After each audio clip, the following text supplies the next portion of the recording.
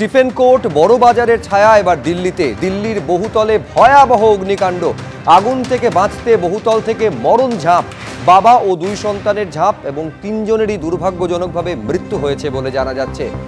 দ্বারকার sector 13-এ বহুতলের এই আবাসনে আগুন লাগে। 8টি ইঞ্জিনের চেষ্টায় আগুন নিয়ন্ত্রণে আসে, কিন্তু এই ছবি স্টিফেন কোর্টের কথা মনে পড়িয়ে দিচ্ছে।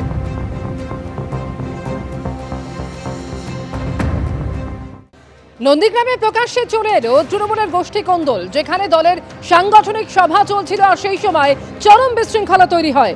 মঞ্চে তমলুক সাংগঠনিক জেলার সম্পাদক অরুণাভ ভূঁইয়া, তার উপস্থিতি নিয়েই আপত্তি তোলে দলের একাংশ।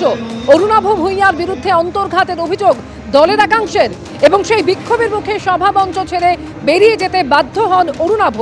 অভিযোগকারীরা বিজেপির সঙ্গে যোগাযোগ রাখছেন বলে পাল্টা অভিযোগ করেছেন তিনি। বিক্ষোভের ছবি তুলতে গেলে সাংবাদিকদের বাধা দেওয়া হয়।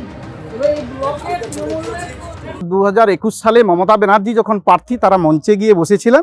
সেই মঞ্চে গিয়ে বসা লোকজন দেখলাম এখানে হাজির হয়েছে এবং তারা আমাকে মানে বিভিন্নভাবে গালিগালাজ করছে।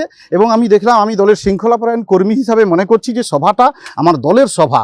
কর্মীরা ভুল বুঝতে পারে, স্বাভাবিক কারণে আমার বিডিও অফিসে একটু কাজ আছে, আমি বিডিও অফিসে চলে এলাম এবং জেলা সভাপতি তিনি সভাপতিত্ব করছেন, তার অনুমতি নিয়েই আমি চলে এসেছি। আমার একটাই যে যারা তলে তলে বিজেপির সঙ্গে সংযোগ রাখে এবং 2021-এর মঞ্চে যারা যোগদান করেছিল, তারা নিশ্চয়ই দল করবেন। দল সবার করা, তৃণমূল কংগ্রেস করার সবার অধিকার আছে, কিন্তু দলের নামে এইভাবে তলে তলে বিজেপির সঙ্গে সংযোগ রাখবেন এবং এভাবে করেন, এর বিরুদ্ধে আমার প্রতিবাদ। কর্মীদের দেখুন, কর্মীদের উপরে আমরা দাঁড়িয়ে আছি। কর্মীদের কিছু ক্ষেত্রে ক্ষোভ আছে। আমাদের তৃণমূল কংগ্রেসের পতাকা নিয়ে যারা একসময় 2021-এ ভারতীয় জনতা পার্টিকে ভোটদান করেছে, আজকে অনেকেই দল ছেড়ে চলে গেছে।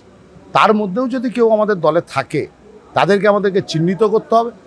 কিন্তু তৃণমূল কংগ্রেসের পতাকা নিয়ে তৃণমূল কংগ্রেসের পদে থেকে কেউ যদি ভাবে রাত্রেবেলা ভারতীয় জনতা পার্টির সঙ্গে যোগাযোগ রাখবো বা শুভেন্দু অধিকারীর সঙ্গে যোগাযোগ রাখবো বা তার লোকের সঙ্গে যোগাযোগ রাখবো, তারও বিরুদ্ধে আমরা তৃণমূল কংগ্রেস একত্রিত।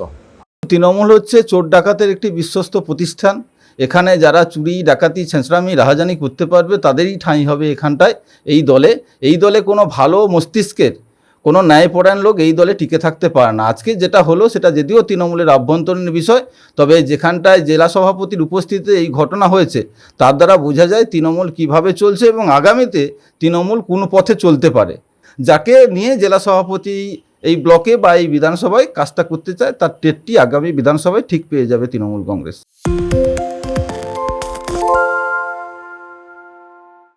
শুনতে পাচ্ছি না, বল না।